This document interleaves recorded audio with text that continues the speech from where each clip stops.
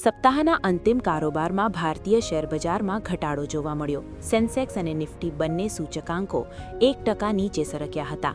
Sensex 1097 આંક ઘટતા 78,919 આંક પર બંધ રહ્યો, તો નિફ્ટીમાં પણ 315 આંકની ઘટ નોંધાતા 24,450ના સ્તરે બંધ રહ્યો।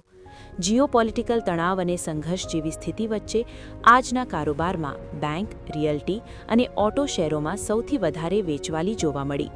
મિડ કેપ, સ્મોલ કેપ શેરોમાં દબાણ જોવા મળ્યું। ડિફેન્સ, એનર્જી, પીએસઈ શેરોમાં લેવાલી રહી। કિંમતી ધાતુઓના ભાવમાં વધારો યથાવત છે। એમસીએક્સ પર સોનાના ભાવમાં પ્રતિ 10 ગ્રામે 74 રૂપિયાનો નજીવો વધારો જોવા મળ્યો, તો ચાંદીમાં તેજી અકબંધ રહેતા પ્રતિ કિલો દીઠ 1300 રૂપિયાનો ઉછાળો નોંધાયો। ફોરેક્સ માર્કેટમાં ડોલર સામે રૂપિયા પર ખાસ્સી અસર રહી। ડોલર સામે રૂપિયો 14 પૈસા નબળો રહેતા 91.74ના સ્તરે બંધ રહ્યો।